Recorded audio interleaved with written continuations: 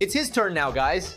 Scythe Kronos T125 EDS, a stamina-type Beyblade that belongs to our buddy Aguma. Man, this Beyblade here is really interesting. I'm dying to digitize every detail. Well, zooming in on our box here, we can already see the details and also get a glimpse of the design printed on Kronos' box here.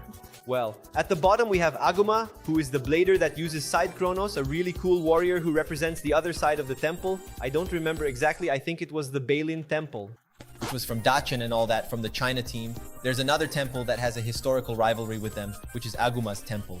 So he starts out as a villain, but later ends up changing sides because he becomes one of the 10 legendary bladers with his magnificent Scythe Kronos. Up here we have the Takaratomi logo, which shows that it's a 4D system, a right spinning bay, and it's a stamina type. Taking a look at the back, we have a bit more about the parts that make up our bay and its two modes, right? It's sort of defense/stamina mode, and it's attack mode, okay? With the parts disassembled on our Scythe Kronos, so we can analyze each one of them. Starting here with the face bolt, we have a screw in a yellow color, this time not translucent. And here we have the design on our face bolt, which is this kind of ghostly face, right? Also, which we also saw on Phantom Orbs, and now here on Kronos. There's nothing really about Kronos, right? For those who know Greek mythology, you know that the name Kronos belongs to the Titan of Time, right? In Greek mythology, so when you look here, it has nothing to do with that, except for the name Scythe itself. Scythe basically translates to Reaper. And you guys already know what a Reaper is, right? Reaper of Death, whatever it may be. And it's really cool to see this Reaper design present here, right? Of a Reaper and all that, with this kind of ghostly skull face anyway. And the coolest part is his eyebrow area, right? Which is around his eye. It's literally two scythes, right? Very cool, since that's the signature weapon of a Reaper. Since his name is Scythe. Right after that, we have our Clearal Kronos here, which is a Clearal in translucent black. It doesn't have that internal metal powder inside to add more weight, which is a shame, and it's really nothing special. It doesn't have any mechanics or anything like that. It's a very basic Clearal. But it does have a really cool detail, which is literally the design of a scythe printed on it, or at least the blade of the scythe on these two ends here. Here would be the blade, and here is another blade, okay? This detail is really cool. It's something quite subtle, but it adds a certain charm to this Clearal. And it has a purpose, okay? This uneven weight distribution. It's almost circular, but this extra distribution on these two ends helps to bring the weight outward, instead of keeping it centered. And here we have these two pieces that make up our fusion wheel side. Here we have the metal frame and our core, alright? And taking our metal frame here, we can see that it's an almost 100% circular piece. What keeps it from being 100%, that little 1% off, is exactly this bulkier part when we look from below, right? You can see that these two parts here are a little bit raised, which keeps it from being perfectly circular. But it's just a small difference. This circular base here is precisely to distribute the weight outward. And the coolest thing about all this, as we can see, is that its weight is distributed at the bottom.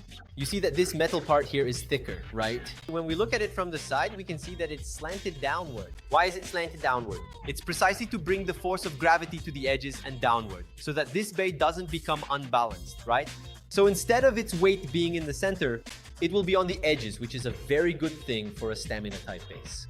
And taking our other piece that makes up our fusion wheel side, we have our piece frame here, which is this beautiful part in translucent lilac, where we have two sides that are easier to understand when we put on the sticker, which is this gray and purple sticker. And on the other side, it has these yellow colors here. How does that make a difference? When the purple side is facing up, that's when we have it in defense mode, so to speak. And when the yellow side is facing up, that's when it's in attack mode. I'll put it together so you can understand. Taking our metal frame, we have two little holes here on the top and one on the bottom. This hole on each side here is for us to fit our PC frame. How? When we leave the yellow side facing up and fit it in here, it gets locked in place. You can't move this purple piece, right? It stays locked. Why? So that it stays in its attack mode. This mode isn't used as much, precisely because the other mode is more advantageous. What do you mean? When you detach this piece and flip it, it becomes loose. It's completely free to spin here, see? And why is that? So that it can deflect the opponent's attacks. It's similar to the Rock Yaris track we saw here on the channel, except instead of being on the track part, now it's on the upper part, on the fusion wheel, where it deflects. It's kind of like the Silver Wolf from Beyblade X, for example, you know? So I think it's much better to use this here to deflect attacks. Right after that, we have our T125 track, which is a pretty basic track. And it's made specifically to cut through the air. With these fins, you can see here, where it slices the air and brings more aerodynamics, and therefore more endurance. That's basically it. It's not a track that's too tall or too short. It's right in the middle, something pretty basic to provide our aerodynamics. But it's worth highlighting that this green here, man, I think it's really beautiful, honestly. And finally, we get to our EDS tip, which is a completely unique tip for this Scythe Kronos. Only it's a really cool tip where basically we have a tip that's separate from the bay. What do you mean? It spins on its own. Exactly. When we look at the inside, we can see that because it has this little metal plate, and this metal plate allows the tip to spin or move on its own, right? Because of that, it ends up moving independently from the bay, which is really good for giving this tip more stamina. It's not that sharp, which is really cool because it makes it more balanced, but over time, of course, it will wear down, resulting in a more aggressive movement pattern. Alright, let's put this beast together, our Scythe Kronos, and to assemble it is simple. We'll start with the fusion reel side. Let's grab our metal frame here, and let's get our PC frame and fit them together here. Since I'm gonna use defense mode, I'll leave this part with the purple and gray sticker facing up, alright? Once it's fitted here, it's even a bit loose because it's in defense mode. Let's attach our clear wheel to the top part. By fitting it this way, you can connect everything together. We turn it upside down, grab our track, and fit it into the hexagonal shaped part. So fit it in here. All done. Go back to the top part. Grab our screw here. We give it a little twist by hand. Lock the rest with the tool, but don't tighten too much so you don't damage it. And finally, let's attach the tip here by hand. And this is the Scythe Kronos T125 EDS. The time reaping bay, the one of endurance. One of the top 10 bays. Legendary, man. And what a beautiful thing we have here. Man, Side Crawlers is a really good looking bee, isn't it? It's just like Phantom War. It has that contrast of purple and yellow colors, which is a really beautiful combination, especially with this black clear roll that gives it some extra flair. And this mode, it has to deflect attacks with its PC frame, is really cool, which really helps make this bay even more resistant because it'll keep dodging, right? So it won't allow direct contact with it, right? It avoids that. But of course, it's a shame it doesn't have a 4D tip, meaning it just has a track and a separate tip. It's sad, but there's a new tip for the system. It's a cool tip which has good stamina and also spins separately from the bay, which is really nice. Anyway, enough talking, let's test this out. I'm going to show you both modes, attack and defense. But before that, I want to ask you to leave your like and subscribe down below, man, because it's really important for you to do that. And also become a member. When you become a member, you help bring more products like this and also bring more amazing videos, which I know you guys love. Just like this one, all right? But anyway, enough stalling. Let's get to the battle test of our God of Time, or rather the Titan of Time, called Scythe Kronos. Let's go.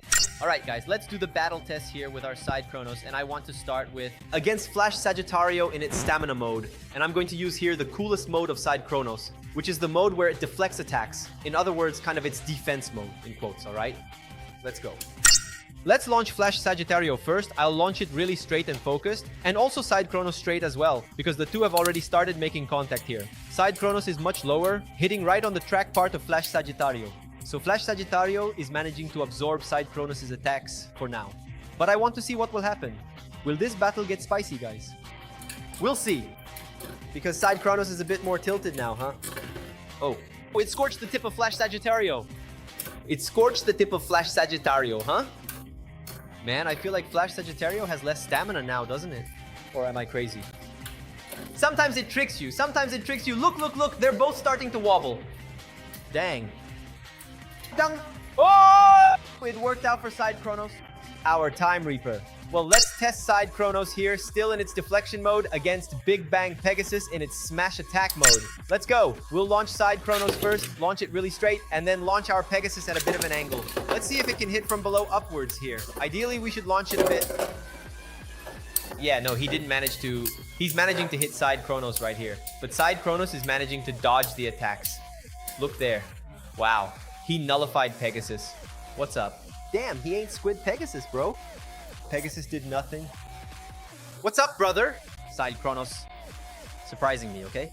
Let's do the battle tests here between Fanglioni and Scythe Kronos. A legendary battle, by the way, since these two are huge rivals. A rivalry that started last season between Aguma and Kyoya, so this is going to be really cool. Let's go? So let's launch Scythe Kronos straight, and Fanglioni straight as well, since I'm using his defense mode. Alright? Both of them are pretty soft here.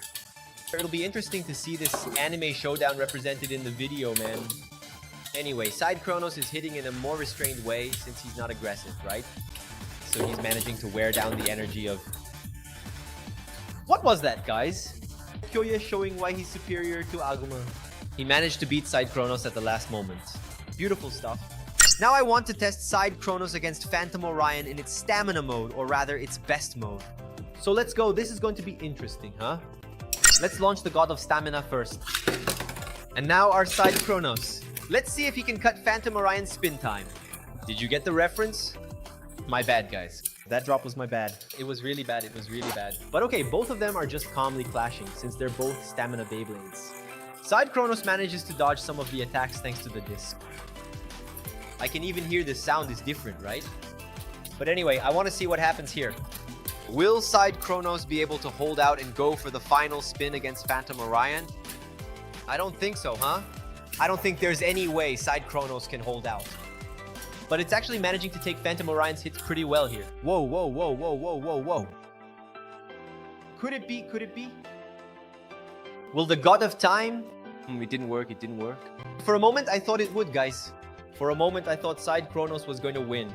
Now I want to test our Variari's spinning to the right, using its attack mode against Scythe Kronos with its evasion mode. Shall we? Alright, let's spin Scythe Kronos nice and straight, and Variari's at an angle simply in attack mode. Okay, it already went straight for Scythe Kronos. Scythe Kronos managed to take a hit from Variari's pretty well there. It already took the center, but Variari's couldn't do it. And look, I even launched Variari's at a slight angle. It went to the edge and isn't going to the center. It was supposed to go to the center, man. But alright, now it finally went to the center, but with its stamina already lower. So when it comes to stamina, Scythe Kronos is a piece of cake here, man. Piece of cake, there's no way around it, guys. Beating Scythe Kronos in stamina, which has the Phantom Orion's non-signal, is tough. It's tough. Now, I want to see if Kronos will have an advantage or not against Phantom Orion, also in attack mode, since Scythe Kronos is also in attack mode. Let's go. Launching Phantom Orion. Nice and straight, and Scythe Kronos too. Alright, that's how it is, right, guys? It doesn't... Phantom Orion in attack mode barely makes any difference, man. I still feel like it's really strong, man. When it comes to stamina, that's really its concept. It hits a bit more, but I don't see much point because I think it's way more solid in stamina modes. It's the same thing with Kronos here. Scythe Kronos in the mode where it dodges is way better than this mode. But alright, both of them are there, hitting each other, poking little by little, the usual for a stamina type battle, because these little clicks, click and it's over. But look, we're already seeing something different here. Kronos is pushing Phantom Orion to the limit. Phantom Orion seems to have less stamina than Scythe Kronos, but that's deceiving. Orion knows how to trick you.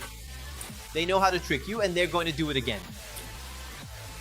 The left of the death from our Phantom Warner is going to win, you know? Victory once again for Phantom Warner, guys. Well, now I'm going to use Fang Leone in attack mode. In fact, that was one of the main reasons our Leone started using attack mode all the time in the anime, right? Anyway, so let's go. Let's go. I launched Leone straight and side crawlers too. Man, that battle between the two in the anime was really cool. That's actually when we discovered this aggressive mode of... If I remember correctly, okay? If I'm not mistaken, it was here that we discovered Leone's attack mode. That's when he started using it more, right? At least. But we can see that Leone's stamina in this mode is really ridiculous. Look at that. It's already done for. It didn't even stand a chance. Scythe Kronos bringing the tie here, right? Since at first, in defense mode, Kronos lost to Peg Leone. And now in attack mode, it beats Leone. Crazy, right? Finally, I want to test these two legendary monsters here. Variaris, God of War versus our Kronos, cheating time. Let's see how this goes. Kronos is in attack mode and our Variaris will spin to the left with the stamina tip. Let me fit it in here. All set. Let's go. Let's spin Kronos and spin our Variaris with the stamina tip to the left side. Alright? Both bays have already collided. They're both chipping away at each other little by little.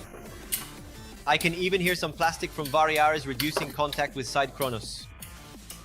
But I think Scythe Kronos is going to win this one, guys. Scythe Kronos is really solid, guys. The only bay it has lost to so far was...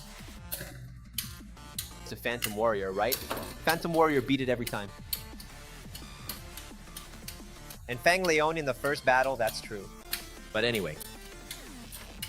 Look, but Variaris is holding on, huh? It held up well here, huh? Look, it held up well. That was surprising, come on. I thought it would lose faster. Victory for the God of Time. And these were the battle tests for side crowns, guys. The battles were really cool, including an amazing duel between Kyo and Yaguma, basically, where there was a tie, right? There was a tie between the two.